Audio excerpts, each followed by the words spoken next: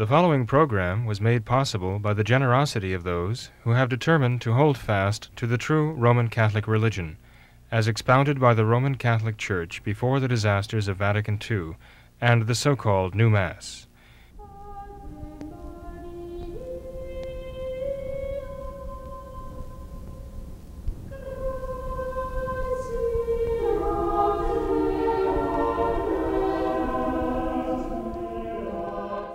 The Father, and to the Son, and to the Holy Ghost. Amen. Come, Holy Ghost, fill the hearts of thy faithful, and kindle in them the fire of thy love. Send forth thy Spirit, and they shall be created, and thou shalt renew the face of the earth. Let us pray, O God, who didst instruct the hearts of thy faithful by the light of the Holy Ghost. Grant us by that same Spirit to be truly wise, and ever to rejoice in his consolation. Through Christ our Lord. Amen. May the divine assistance remain always with us. And may the souls of the faithful departed through the mercy of God rest in peace. Amen. And O Mary, seat of wisdom, pray for us. In the name of the Father, and of the Son, and of the Holy Ghost. Amen. Hello, and welcome back to What Catholics Believe. This is part 2 of the consideration of the Instrumentum Laboris prepared for the Francis Synod, which is going to take place in Rome in October of this year. Francis has called for a synod on the Amazon and the Church's work in the Amazon. And so we're considering this preparatory document, actually the schema, you might call it, the Instrumentum Laboris, the working document that is going to be brought to and used as a basis for the considerations and actions and decisions of this synod in October. Now, we started with a part 1 on this subject, which talked about the idea, that the pagan ideas that are not only being introduced but promoted by this Instrumentum Laboris, and which are proposed to be the subject and also the result of this synod. I mentioned the connection of these ideas expressed in this instrument of labor, Instrumentum Laboris, with Gnosticism and with modernism. And I want to develop that point a bit tonight, especially when we come to the practical recommendations that are put before the Synod to approve. I want to mention here that throughout this document, the paragraphs are numbered, and so I'll refer to the numbers of the paragraphs. So if you want to go and check and read for yourselves, you certainly can do so. I think it's important to know what this document says, though, to see what is being proposed, and to be on the watch for that then in October, to see what actually is made of these ideas. Now, in number 24 of this document, we're reading about territory, life, and God's revelation, as it says. And it starts with a statement, in the Amazon, life is inserted into, linked with, and integrated in territory. Now, that statement sounds rather self-obvious. In other words, if one were to say that life exists in place, we would say that that is probably true here on Earth. So that would not only say something that is self-evident, but it also says something that is really quite useless. However, to a modernist, there's always a deeper meaning here. And so if you read that paragraph, and here I'm looking actually at number 19, I should say, number 19 in the document, it follows up that statement, in the Amazon, life is inserted into, linked with, and integrated in territory.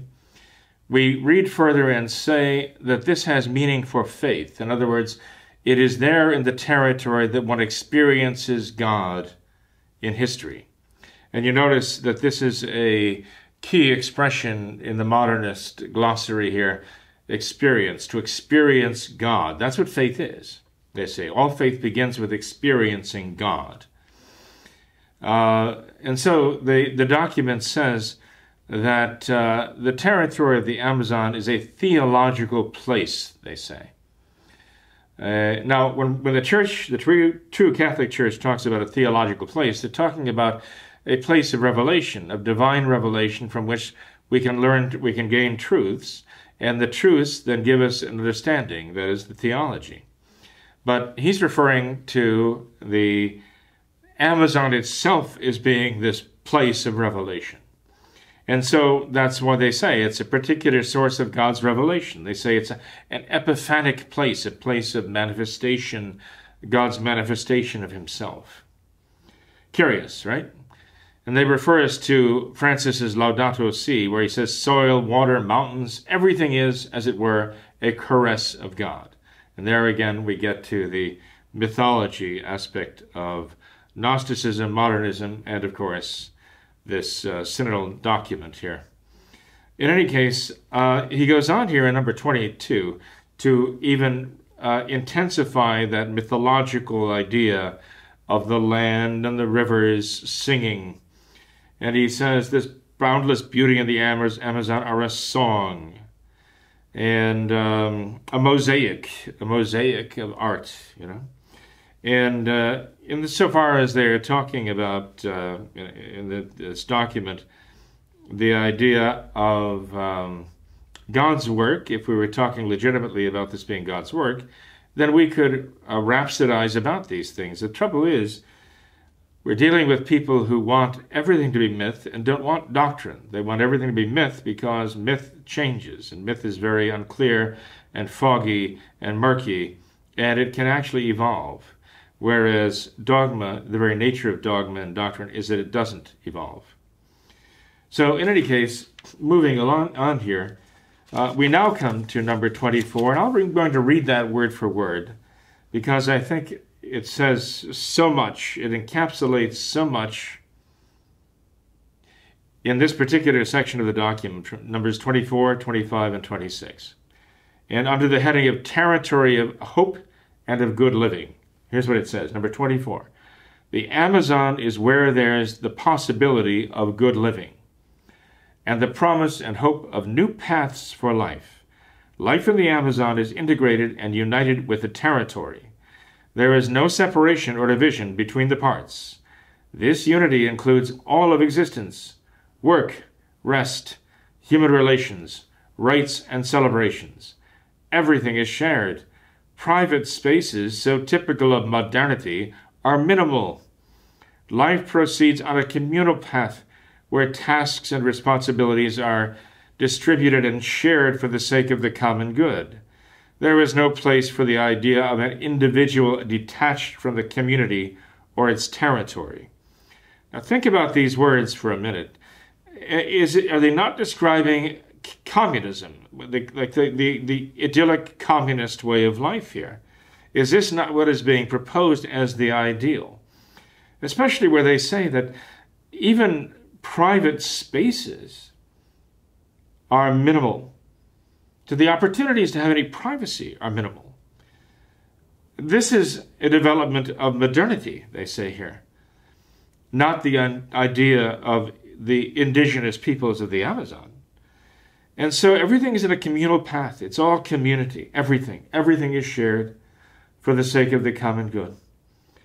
My goodness, it sounds like some poetic writing of Karl Marx here. Number 25, the life of Amazon communities, not yet influenced by Western civilization, is reflected in the beliefs and rites regarding the actions of spirits. Now please remember, this is what is being held up to us as an ideal that has to teach the church how the church itself should be. Now, of course, Francis is talking about the modern church, the New Order church that he's in the process of bringing to completion. But he wants us to think he means the Catholic Church. And this is what he's proposing.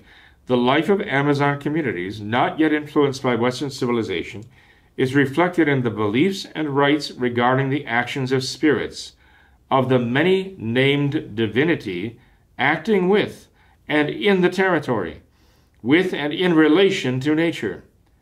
This worldview is captured in the mantra of Francis, the document says, everything is connected.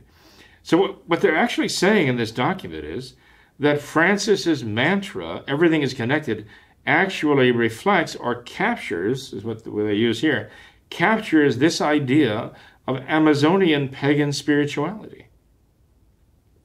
The beliefs and rites regarding the actions of spirits. The many-named divinity acting with and within the territory. The many-named divinity, although we have many different names for one divinity, that's not the Amazonian religion, though. The Amazonian religion is animism, in which there are a multiplicity of spirits who are actually inhabiting the territory and all things in it. Okay? So we have to understand this is like the extreme of paganism that Francis himself is taking as his own expression, everything is connected. That's what he means when he uses the word integral and saying we have to have integral education and integral ecology and so on and so forth. That is what he's pushing here. So the next section, 26, now says the integration of creation of life considered as a totality that embraces all of existence is the basis of traditional culture that is transmitted from generation to generation through listening to ancestral wisdom, a living reserve of indigenous spirituality and culture. This is what Francis is proposing for the church, his church, to follow. This wisdom inspires care and respect for creation, clearly aware of its limits and prohibiting its abuse. To abuse nature is to abuse the ancestors, the brothers and sisters, creation, and the Creator.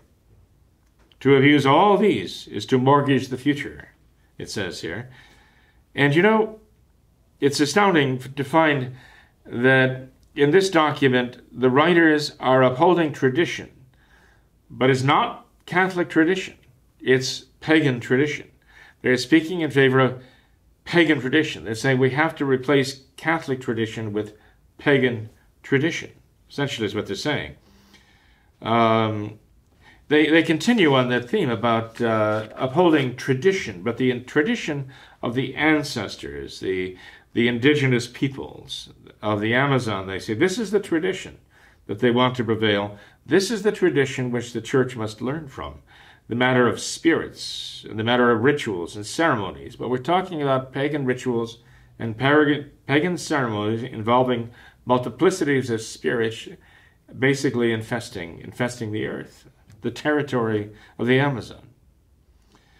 And so there are those who question whether it could really be proposing this document for the Synod in October has received a lot of notoriety and has been broadly denounced in the Novus Ordo by the conservatives, including cardinals and bishops and laity within the Novus Ordo.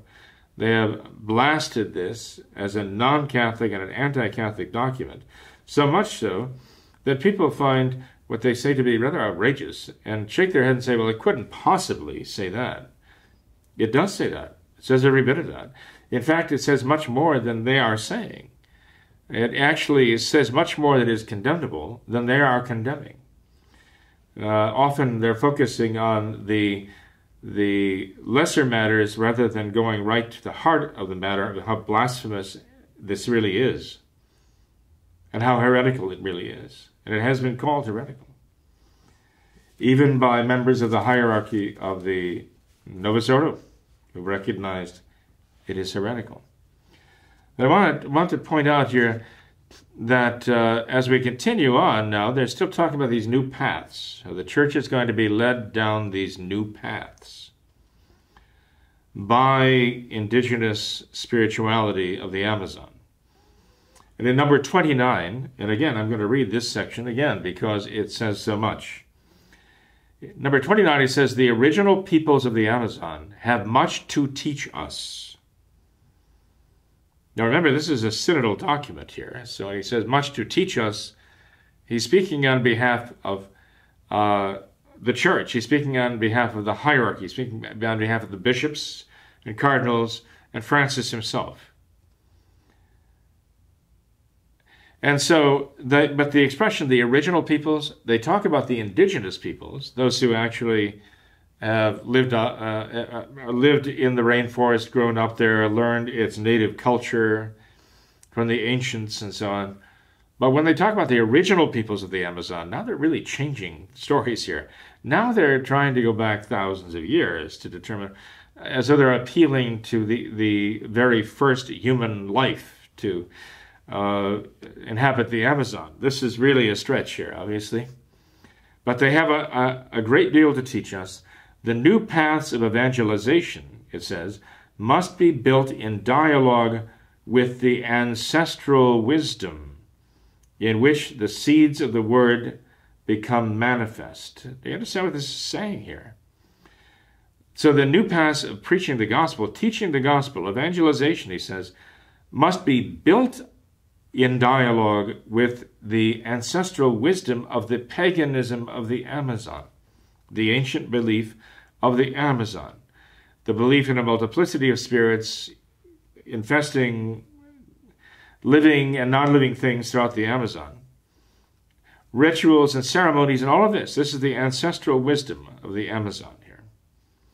And they talk about the seeds of the Word of God somehow being contained within this, the mythology of the Amazonian paganism. Hard to imagine, really, but this is exactly what it's saying here. And it goes on to say that this actually aligns with a journey that began with the Second Vatican Council for the whole church. So they're not just talking about the Novus Ordo's activity in the Amazon. They want this to be the model that goes throughout the entire Novus Ordo church here, to learn from the pagan cultures. Okay? And the unique diversity of the Amazon region, biological, religious, and cultural, suggests a new Pentecost. Inconceivable.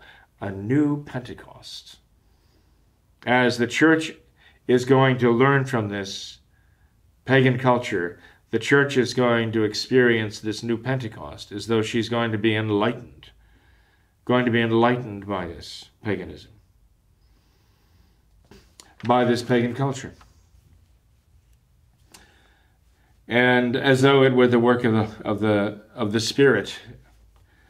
Well, it certainly is the work of a Spirit, but it's not the Holy, not the one they like to sometimes refer to as the Holy Spirit. It's not that. So he goes on in number 33 to say that this synod on the Amazon is a great opportunity for the church to discover the incarnate and active presence of God. The church is going to discover this. About time the church discovered this. But where are they going to discover it? In the most diverse manifestations of creation. That's where they're going to discover it. They're going to discover it in the spirituality of original peoples. That's where they're going to discover it. The spirituality, the pagan spirituality of original peoples. In the expressions of popular religiosity. That's what it says. The church is going to discover the incarnate and active presence of God in the expressions of popular religiosity, of pagan culture. Inconceivable. But this is what modernism is all about. The document goes on, number 34, to say this is part of the signs of the times.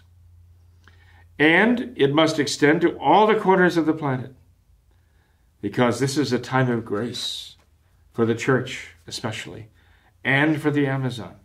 Time of grace. This dialogue, this intercultural dialogue. Now, to skip ahead to number 39 here, there's a lot, again, that could be said in here, but unfortunately, it often says it over and over and over again, with the same terminology. There are many allusions that are made here that are worthy of note, but we don't have time to examine all of these things now, unfortunately, or fortunately. But let's skip ahead to number 39 here, because in number 39, again, we find something worthy of special attention. Under the heading Dialogue and Learning, the document says, many peoples of the Amazon are inherently people of dialogue and communication. Inherently. Isn't that wonderful? Unlike other peoples who are not inherently people of dialogue.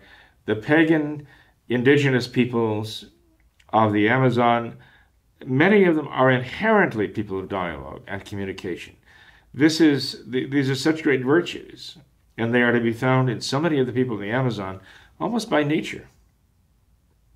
There is a broad and essential arena of dialogue between the Amazon's spiritualities, creeds, and religions that requires an approach of the heart to the different cultures. Again, quintessential modernist thinking, quintessential modernist speak. That a broad essential area of dialogue, and this is between the spiritualities, creeds, and religions of the Amazon. It has to be an approach of the heart. Again, the myth, not the head, not the intelligence, not reason, not really what the Catholic Church understands as faith and teaches as faith, but it's a matter of the heart. It's a matter of the feeling. It's a matter of the religious sentiment, as St. Pius X said in Pascendi of the modernists, that this is where faith takes place. It's a matter of the heart. And so it goes on to say we can't relativize our own convictions, but they already have done so completely. Because our own convictions are not really convictions if they're merely matters of the heart.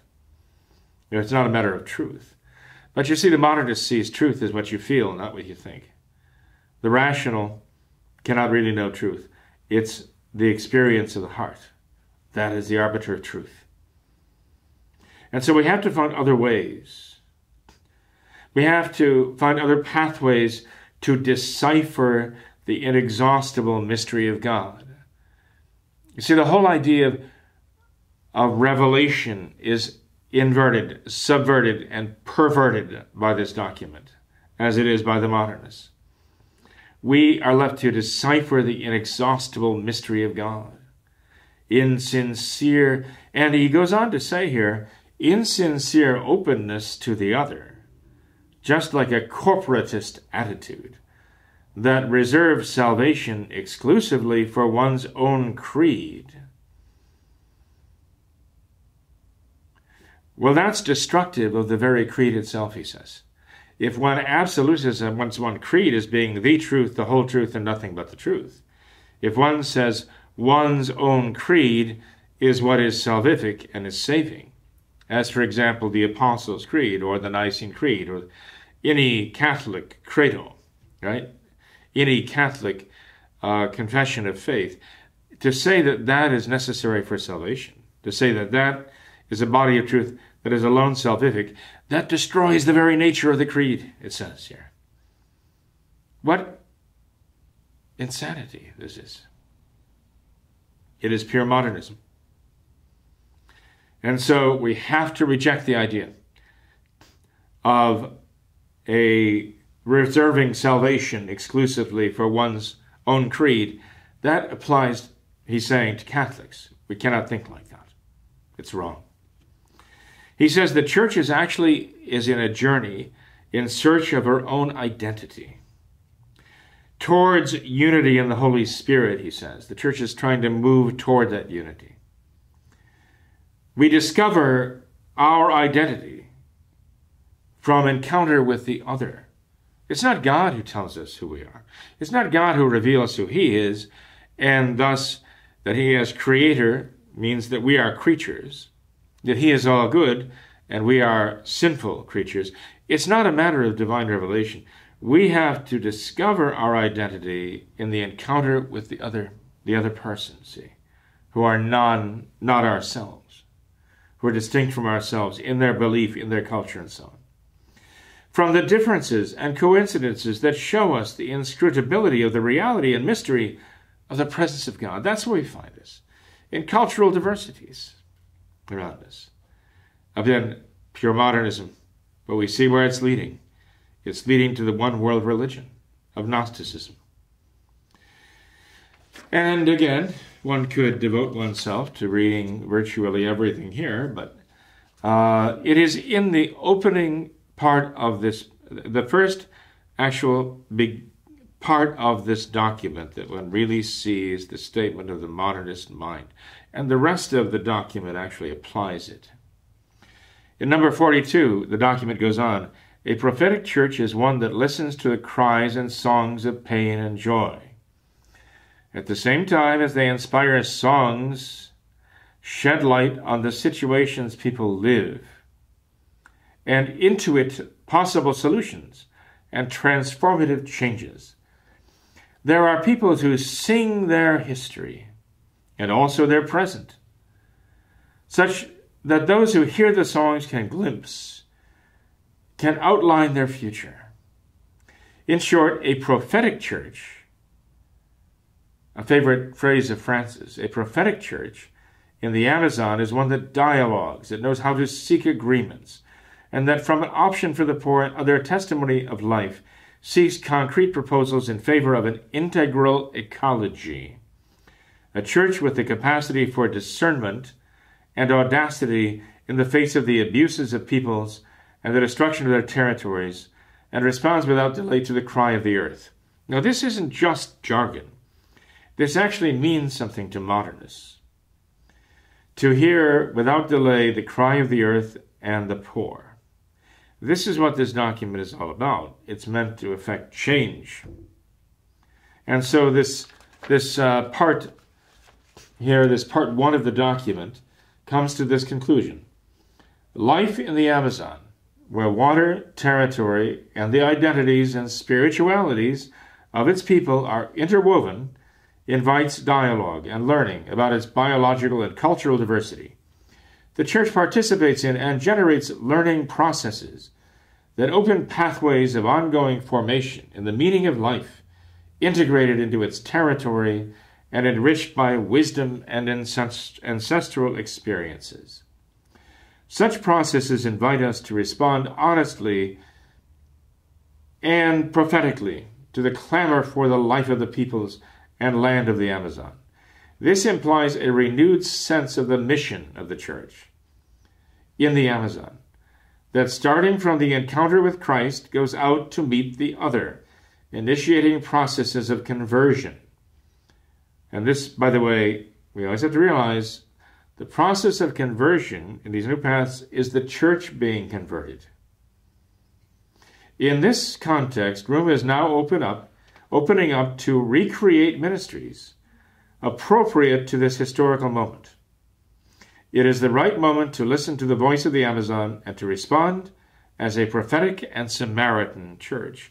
So you see, they close this first part of the document by saying where they're heading. They're heading to create or recreate ministries now that are appropriate for the Amazon here. But then they've already told you that what they're effecting in the Amazon, they want to be a model for what they're going to do throughout the world here. They made it very clear. Now, part 2 begins with the title, Integral Ecology, the Cry of the Earth and the Poor. And here they start out, number 44, by saying they're concerned about what threatens the subsistence of the people, what threatens their culture and their spirituality. So that the Novosora Church under Francis and his synod is going to come to the rescue of the pagan spirituality of the Amazonian peoples. And not only is it going to rescue this spirituality, it's going to adopt it. It's going to integrate the pagan spirituality into the theology of the Novosora. Now, it's important, again, to return to that understanding that the common thread of all of these spiritualities and their rites and ceremonies in the Amazon, the indigenous people of the Amazon, concerns animism, the multiplicity of spirits that animate everything and that actually fill everything. And as far as the rituals of the Amazon, the ceremonies of the Amazon, they're painted here in very idyllic forms. It's almost like a cross between Jacques Rousseau and Jean-Jacques Rousseau and Margaret Mead. If you were to put them in a blender and turn it on puree, this is what you'd get. This kind of anthropology that is this mythical anthropology of the noble savage here. But in fact, much of the ceremony and ritual of the Amazonian people revolves around hallucinogenic drugs. In fact, one of them is becoming very, very popular. And I'll return to that momentarily here, because it's very important to note that connection with the ceremonies and the rites of the Amazonian peoples involving hallucinogenic drugs, which take them on these spiritual journeys to discover new worlds, and how central this is to their religious practice. In any case, we are going to return to that momentarily, but number 50 here says a great deal. However, in order to promote integral ecology in the daily life of the Amazon, it is also necessary to understand the notion of intergenerational communication and justice, which includes the transmission of ancestral experience, cosmologies, spiritualities, and theologies of the indigenous peoples in terms of care for our common home. Now again, we're talking about integral ecology, but all of this in the Amazon involves the transmission of ancestral wisdom. This is the ancient paganism, the experience. Remember, that's the key word for modernist faith, okay? This is the source of all faith. The ancestral experience here. But also cosmologies, their concept of the world around them, which is like a philosophy of the world around them, but also spiritualities, the spirituality of the world. We're talking about their religion here. And theologies, their understanding of God or gods. All of that is involved. And all of that has to be taken care of. All of that has to be preserved. All of that has to be dialogued with. All of that has to be taken in and incorporated. We have to learn this. This is the result of our answering the cry of the Amazon. We have to learn how to live in harmony with nature. The church has come in and colonized and approved the injustice of colonization and imposing its own religion and its own religious dogma and worship. Now the church must repent of that and must turn the tables and say, now we are here to learn from you. We want to learn your religion. We want to learn your theology. We want to begin and to adopt your religious practices. That's the point of this. In any case, again, moving along here, we come to number 56.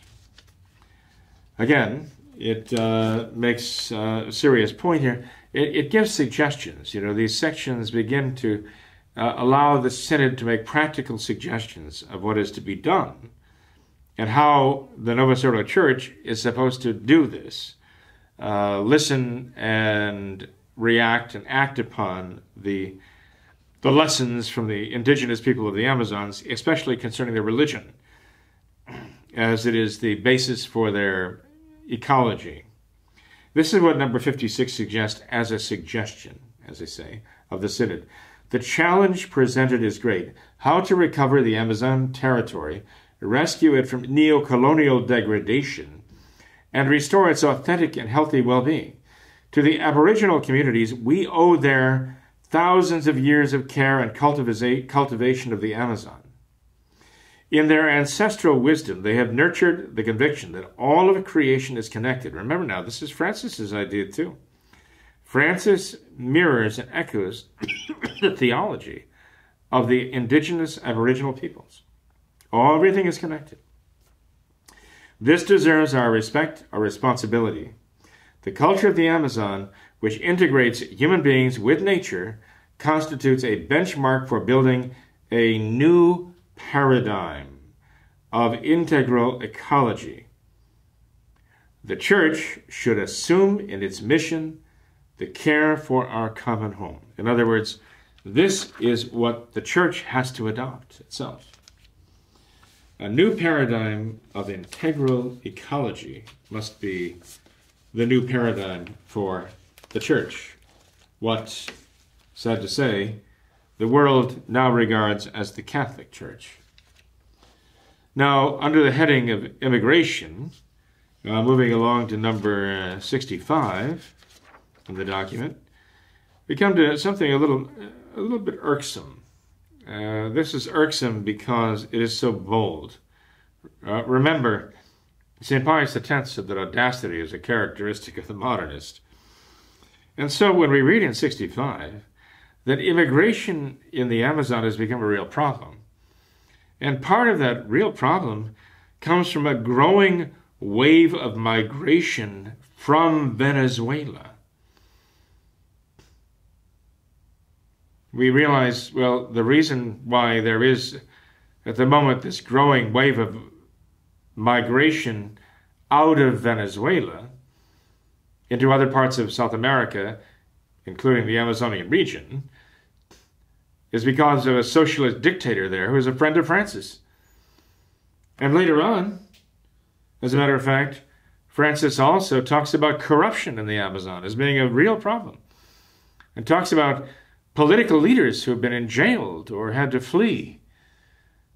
Well, a number of those political leaders who are now in jail are Francis' socialist friends. So for this document to point to this as a problem and an argument in favor of this, it is as duplicitous as one can get. But that's the nature of modernism, isn't it? That's the nature of communism and socialism. They talk about social destabilization, and that is the effect of socialism in South America. And Francis is actually holding up this model society of the indigenous peoples of the Amazon as what he wants to see carry throughout the church and through the church throughout the world. Inconceivable. In any case, moving right along here, we come to number 79 here. And we just want to take a look at two more suggestions, actually.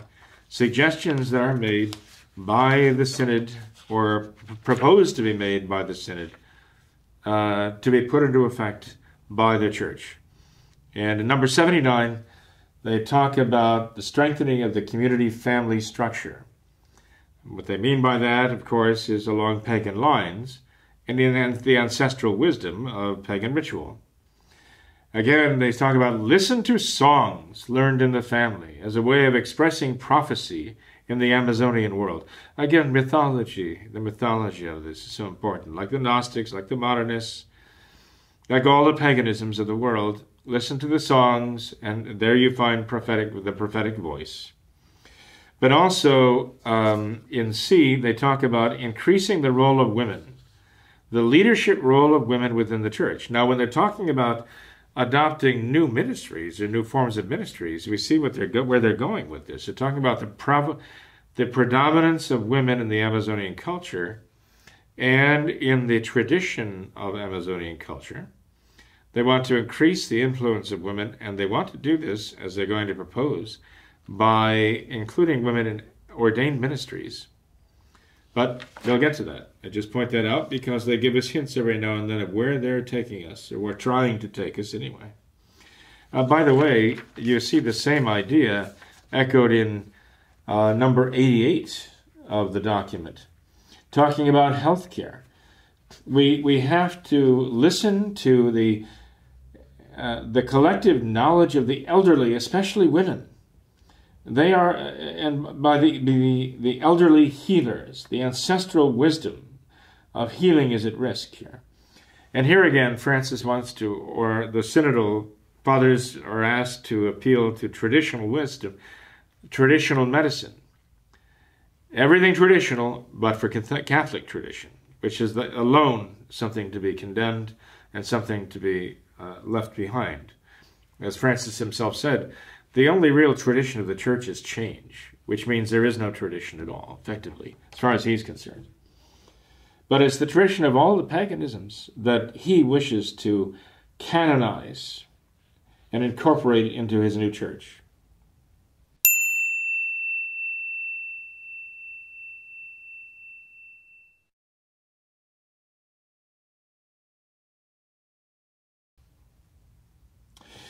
And it goes on to say in 89, therefore it is proposed to value traditional medicine, the wisdom of the elders, and indigenous rituals. Again, we're talking about pagan rituals here.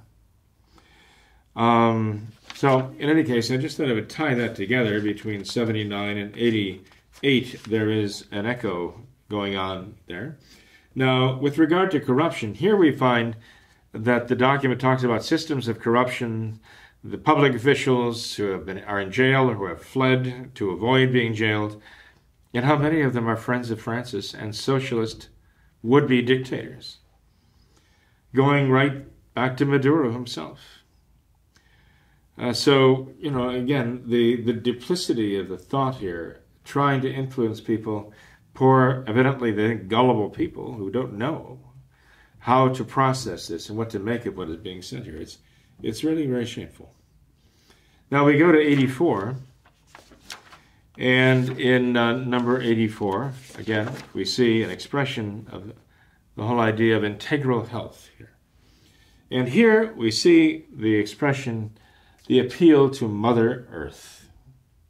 More and more we find the pagan idea being exalted within this document, being proposed for the Synod's work and its ultimate proclamations through Francis.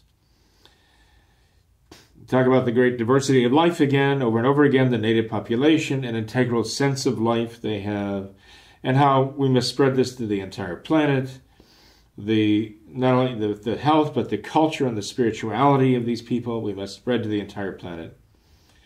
The Amazon people have the right to health and to, quote, live healthily, which means harmony with what Mother Earth offers us, quote unquote, okay? A synodal document.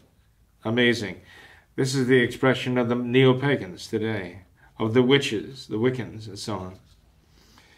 It also, by the way, harkens back to the anti-theology of Aleister Crowley, one who is looked upon as the patriarch of all the Satanists in the world. A man who actually reveled in the title, The Wickedest Man Alive, Aleister Crowley. He was the one in his Book of Laws in which he talked about how we must bring about the new age of the matriarch, and leave behind the age of the patriarch. This was a central theme also of the psychologists of the cultural revolution, the Marxist cultural revolution.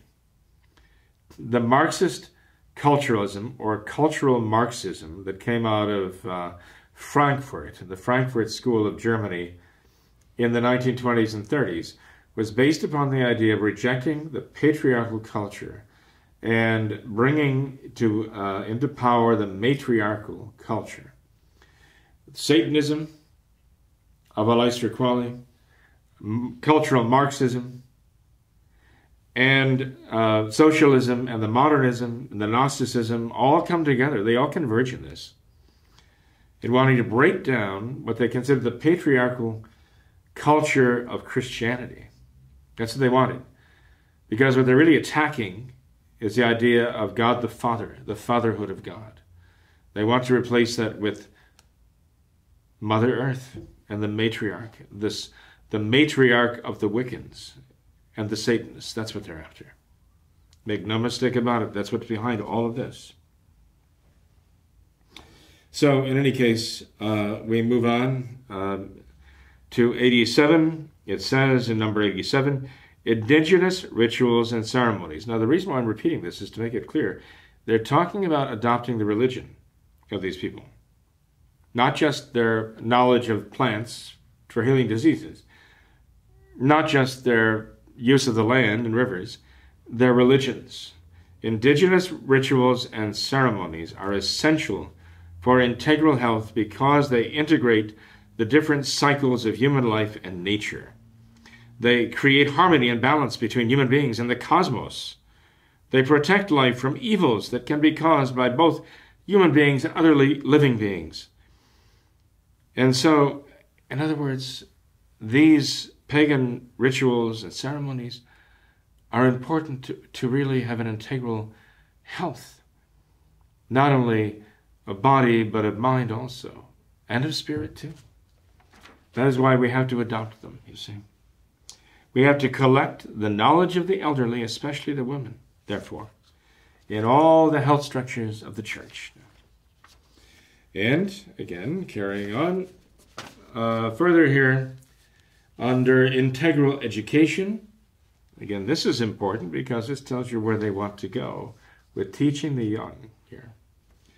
And again, this first paragraph, number 92, says we have to begin by listening, and that this listening process is the work of a synodal church, and that process of listening of the synodal church transforms the church itself, he says. It transforms the church. The church transforms into a church that goes out in geographical and structural ways, out of herself. That the teacher becomes the disciple. It says here the bishop, also a teacher, becomes a disciple too. And he listens. And he listens to the voice of Christ speaking through the people of God. The modernist idea, again. Faith being lived from the ground up and taught to the bishops who then teach the pontiff, who then turns it around and recycles it to the people in catchphrases, and expresses what the faith is at this moment. So they even point out here that Francis himself became a disciple. Francis became a disciple of the religion of the indigenous peoples when in Puerto Maldonado he expressed his willingness to listen to the voice of the Amazon. He became their disciple. This is not a good sign. This is not a good sign. And in making proposals in 98 here, they talk about how they have to begin to form the young too. And this has to do with the church because notice number 98 talks about, in B, the formation of ordained ministries now. They're talking about what they intend to ordain in the church. And here's what they say.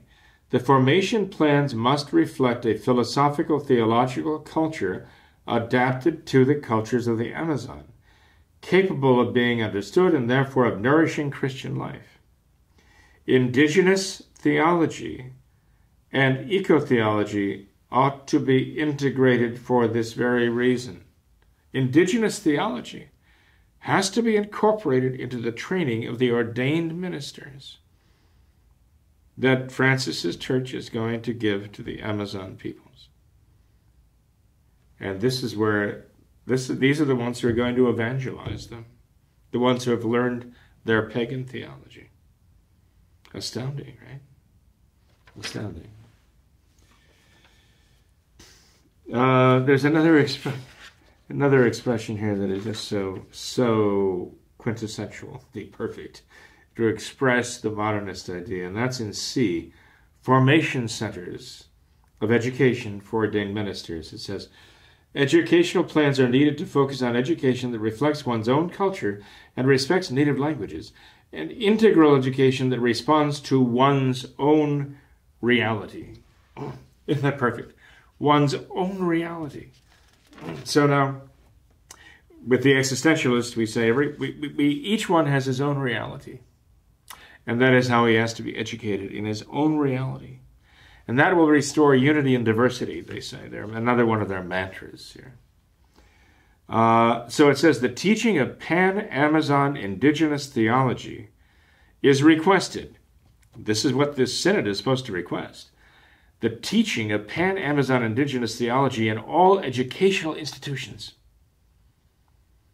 And indeed, it goes on and says, Amazonian Indian theology. It is desirable to deepen existing Amazonian Indian theology, which will allow for a better and greater understanding of indigenous spirituality, and thus avoid committing the historical errors that have violated many original cultures. In other words, teaching them the faith the true gospel and turning them away from their paganism was a historical error.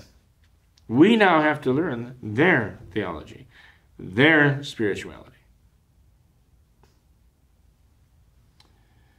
It is requested, finally, they say, to take into account the original myths, traditions, symbols, knowledges, rites, and celebrations that include transcendent community and ecological dimensions.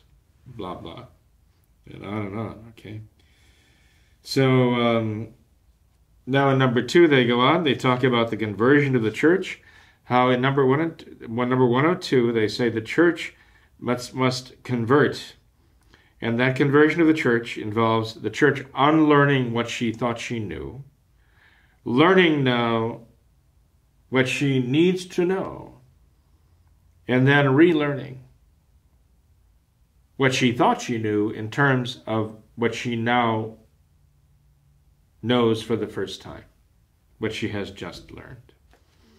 So this process of unlearning, learning, and relearning now, this is the conversion the church must go through, and it will bring about a wonder in the church at the wisdom of indigenous peoples. This is the conversion of the church. It's a process of faith. So, in any case, I do want to make progress here. We have to salvage the myths and update community ties. It's the celebrations that contribute to the process of ecological conversion, they say here. We have to thank the native peoples for their care of the territory throughout time and recognize in this the ancestral wisdom that forms the basis for a good understanding of integral ecology. We owe a debt of gratitude to the indigenous peoples of the Amazon for their care of the Amazon. Actually, all of us do. Why? Well, because everyone's connected. Everything's connected. There is no privacy. There is no individuality. Actually, the document specifically condemns the idea of individuality. We're all connected. We're all part of each other, you see. And the Gnostic idea ultimately is going to lead us to present the idea that we all have the spark of the divine in us, and we are all part of God, actually. So it goes on now to talk about, again, in part 3, a prophetic church in the Amazon, its challenges and hope. And the challenge is to relaunch the work of the church in the Amazon according to new paths of a process of enculturation. We have to adopt the culture of the Amazon, which includes its spirituality, its theology, and so on. Okay? And on and on. And it goes on to even say the preferential option for the poor is the hermeneutical criterion of this process. And it says the criterion for the church's self-understanding is here. In other words, this is how the church will come to realize who the church itself is. The church will come to realize her own identity by adopting this. It would be laughable if it weren't so tragic, really. So the church has to put on an Amazonian face. And in the process of doing so, the church is going to continue in its journey toward the universal church, okay? Which is not a reality, but is evolving. It's evolving into that, okay? And here you knew that Francis was going to, through his minions and through his hierarchy, condemn clericalism. But it has to here because they have to lay the groundwork for a new kind of ministry, so they have to condemn the clerical ministry and detach ministry from priesthood here, at least the traditional priesthood of the church. So in number 110 we read, a church with an Amazonian face with its many nuances tries to be an outgoing church, rejecting a monocultural, clericalist, and colonial tradition that imposes itself. And rather it has to embrace the diverse cultural expressions of the Amazonian peoples here. We can't have it goes on to say here in number 110, we can't have the application of a monolithic body of doctrine guarded by all and leaving no room for nuance, by which it means contradiction. We can't have that, he says. We need a polyhedric church. They actually use the expression here, a polyhedric church. Now, isn't that a wonderful idea? Whatever happened to the Catholic Church here? Now we have a church which embraces multiple cultures, including pagan cultures, adopts its spirituality, and that gives you a polyhedric church. Okay? So if you want to belong to the polyhedric church, follow this document, follow the Synod, follow Francis. So, in any case, it goes on to say, number 112, that the church they're realizing will become a participative church, a welcoming church, a creative church, a church in harmony. Okay, all of these wonderful things. And so on and so forth. Again, I'm trying to move right along here. It talks about in number 124 the need to decentralize the church. And this decentralization of the church definitely involves liturgy. Chapter 3 of this part 3 talks about the celebration of the faith and enculturated liturgy. Now here they're getting down to brass tacks. What are they actually trying to do to the people? What are they trying to do to the members of the church? They're trying to produce an enculturated liturgy, but it's enculturated with pagan practices. And they say that this requires the decentralization of the authority in the church. So a breakdown, not just a breakdown, a dissolution, a dissolving of the authority of the church as it was instituted by Jesus Christ. This is what the modernists are demanding here. And that is intimately tied to the enculturation of the liturgy. As it becomes diverse throughout the world, there is no control. It says, the document says that liturgy cannot be reduced to a museum piece. It should not be reduced to be. It can become that, and we should not allow it to. He's referring to the traditional Mass here, of course. He says liturgy, really, the way they envision it here, is an expression of one's own religious experience. Again, modernism. But if liturgy is an expression of one's own religious experience, and the religious experience of the indigenous people of the Amazons is paganism, that's what they need. That's what they should have. That's what they have a right to. That's the only valid and worthy religious worship that they can offer, then, a liturgy that is based upon their pagan religious experience. Because that is their truth. A truth that must be accepted and honored and received all throughout the world, throughout Francis's church and throughout the world. This document then goes on to condemn the rigidity of discipline, which excludes and alienates. Rather, we need pastoral sensitivity, which accompanies and integrates. That's what they say. And so they're looking for a way, they say here, to make the celebration of the liturgy or the Eucharist as widely available as possible, broadly available as possible. But remember, the liturgy they want to be as broadly available as possible is going to be the pagan liturgy based upon the pagan belief of the indigenous peoples of the Amazon and their native religions. And so the ministers who are going to conduct these liturgies have to be steeped in the pagan culture of pagan spirituality, pagan theology, pagan rites, and pagan ceremonies. They have to be ordained for this purpose, and we have to produce a lot of them. So this is what the liturgy of the Amazon can be, as it is performed all over the Amazon, and as the influence spreads throughout the world. And that's why they need not only elders, Amazonian elders, they say, who know this culture, who are married men, but they need women too. They need women also who are conduits of this culture. They need them also to be ordained ministers of this pagan worship throughout the Amazon. So you have to understand what they're saying here. This is exactly what they're saying here. So when people say, oh, my goodness, they're going to favor the ordination of women in the church, and if they approve it in the Amazon, it'll quickly spread to the whole church. Well, wait a minute, these people aren't getting the point. The point is that these women are going to be ordained to perform pagan rituals, and they're going to call it Eucharist. They're going to call it liturgy now in the new church. That's the issue. This is what is at issue here. Not just the disciplinary practice of the church throughout the centuries of ordaining only men. Of course, it involves doctrinal questions too. But this goes much farther than that. Merely a matter of, quote, ordaining women. It's what it's ordaining the women for. Okay.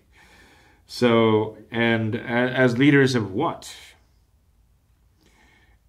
One of the recommendations they even make here on a rather large section of suggestions in 129, we're getting to the end of the document here, it regards the role of women, and it says that the church must embrace a more and more feminine style of acting and of understanding events.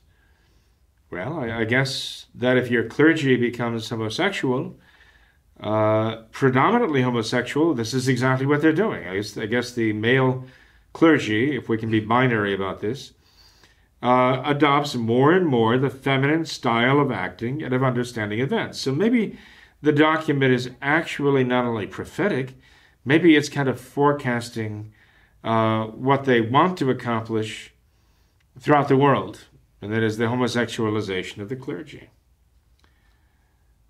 In which case, why don't they go ahead and ordain women to perform pagan rituals, and what do we care, because this is not the Catholic Church anyway that is saying this. But it does concern us because there's so many Catholic people who have the Catholic faith who are misled by this and who are being held captive by this. Gnostic, modernist, one world religion to come, the religion of the Antichrist. So, in any case, I want to pass on from this, and it talks about the evangelization of the cities, the ecumenical and interreligious dialogue, mission of the media and communications, chapter 7, prophetic role of the church, and the integral human promotion. Okay, this is the very end of the document, which finally ends up by saying, well, these are the suggestions. Denounce extractivist models that would take wealth from the Amazon, join grassroots social movements, promote formation, defense, and enforceability of human rights, listen to the cry of Mother Earth, promote the dignity and equality of women, promote a new ecological awareness, adopt the preferential option for the poor, and create networks of collaboration. Okay, these are the recommendations. And finally, the conclusion of this entire sordid document. Throughout its long journey, this working document has listened to the voice of the Amazon in the light of faith. Part 1. And it has tried to respond to the cry of the Amazon people and territory for integral ecology. Part 2. And to seek out new prophetic pathways in the Amazon. Part 3. These voices of the Amazon call out for a new response to the diverse challenges. They ask for new paths to make a kairos possible, a time of grace and hope in the church and for the world. We conclude under the protection of Mary. Interesting, they would just say Mary. They don't say the mother of the Savior, the mother of Christ, the Blessed Virgin Mary. They say under the protection of Mary, who is venerated with various titles throughout the Amazon. I'm sure she is. Probably incorporated into many of their pagan ceremonies. Merely as Mary. We hope that this synod will be a concrete expression of the synodality of the Church, reaching outwards so that the full life that Jesus came to bring to the world may reach everyone, especially the poor. Here we find the actual gospel of our Lord Jesus Christ, his life, his work, and his faith, completely mimicked and caricaturized it is a mockery and it is a falsification of the person, the divine person of our Lord, the incarnation, the faith that he has taught, the church that he has established. This is a rejection of all that. The only reason why they invoke the name of Christ is to give this some kind of a veneer or pretense for those who can be fooled by it into thinking that this is Catholic. It is not. And now I want to make a statement here about this that I think is of extreme importance, and that is, among those promoting the naturalistic and the pagan practices of the indigenous peoples of the Amazon, very much taking in hand this matter of promoting and almost canonizing the pagan practices of Amazonian rituals and ceremonies and beliefs, is something called the Open Society Foundations. Among the things that are central to these pagan practices is a hallucinogenic drug, so widely spread now and actually being marketed now. It's actually becoming big business. I'm not sure of the pronunciation. Ayahuasca. Ayahuasca. Ayahuasca, I would presume it is pronounced. A hallucinogenic drug that is produced from a plant of the Amazon forms an integral part of their ceremonial and ritual. And recently, in the capital of Acar, Rio Branco, the second World Ayahuasca Conference took place, and it was sponsored by and promoted by, it was actually, in a sense, staged by the Open Society Foundation. The Open Society Foundation is actually a forerunner of the George Soros Foundations. This is all part of George Soros's work. The Open Society Foundations, look it up, OSF. Check it out, see for yourselves who's behind it, what this is all about. Here's what it says, Open Society Foundations. Open Society was established in 1979 when George Soros decided he had enough money. His great success as a hedge fund manager allowed him to pursue his ambition of establishing open societies in place of authoritarian forms of government. Open society is based on the recognition that our understanding of the world is inherently imperfect, Soros said. What is imperfect can be improved. He started by supporting scholarships for black students at the University of Cape Town in South Africa and for Eastern European dissidents to study abroad. My success in the financial markets has given me a greater degree of independence than most other people, Soros once wrote. This allows me to take a stand on controversial issues. In fact, it obliges me to do so because others cannot. To learn more, visit www.opensocietyfoundations.org. Now, you know, George Soros transferred billions of dollars into his Open Society Foundations, as the New York Times itself announced. And there's a lot on the internet about this, the transformation that George Soros wants to accomplish in Christian societies, or what's left of them, is actually horrific and hellific, okay?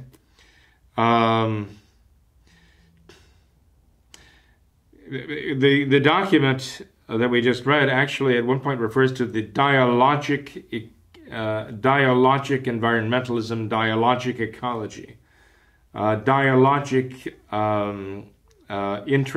integral ecology, and so on. Dialogic, that's an interesting expression because it sounds so much like diabolical, not dialogical, diabolical. George Soros is behind that. The interesting source of his name in Esperanto, it means I will raise up, to raise up. And it reminds us of the passage from Scripture where that's what Satan said he would do. I will ascend to the heavens. I will take the very throne of God. Soros in Greek, in biblical Greek, means a container of dead men's bones. It's a sarcophagus. Soros. Curious, what? But anyway, Soros has made it very clear that he wants to break down every vestige of Christianity in society. Behind the degradation of Ireland that we've witnessed over the last years, Soros, his money, his friends, they were all behind this, pumping millions of dollars into this effort to destroy Catholicism, or the vestiges of it, in Ireland. It's not surprising to find him behind this too. You understand what's going on here. He and Francis really are bedfellows. The question is, will Francis actually have the audacity to present this document before the Synod and then actually follow through on it? Will Francis actually have that audacity? Well, unfortunately, the handwriting is on the wall here. St. Pius X in Pascendi said that that is a hallmark of the modernist, audacity. Nothing is sacred to them. The only thing that is sacred to a modernist is his own ideas. Everything else must be destroyed. In Pascendi, St. Pius X said that the modernist leaves nothing untouched in the church. Everything must be changed. Now that's one thing that leads us to believe Francis will have the audacity to push this through. But we also see something else happening. The Novus Ordo conservatives, bishops and cardinals and laity, have now for several years been sounding the alarm about Francis and challenging him.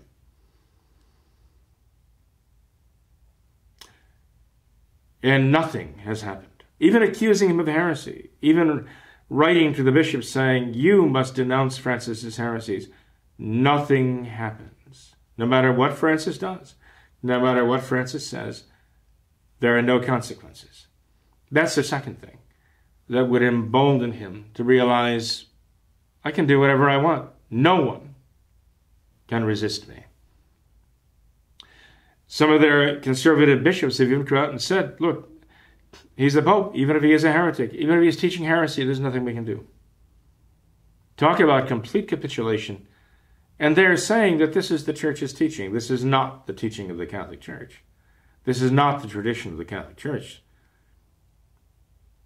But this is where they are right now. The conservatives who still have the faith within the Novus Ordo and are still trying to practice the traditional Catholic faith within the Novus Ordo. This is what they've come to.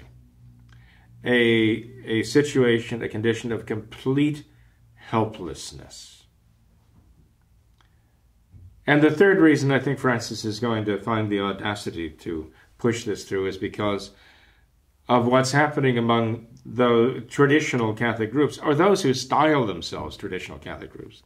The most significant of which is the Society of St. Pius X, the priestly society, or priestly fraternity of this, which is known as the SSPX, the Society of St. Pius X.